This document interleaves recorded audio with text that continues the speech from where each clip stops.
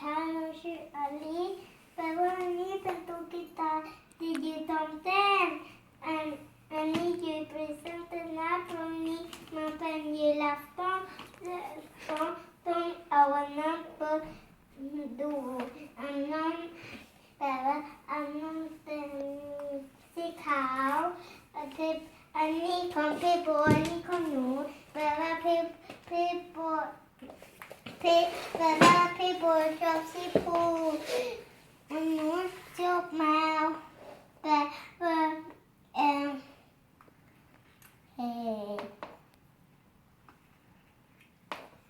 งานอะไร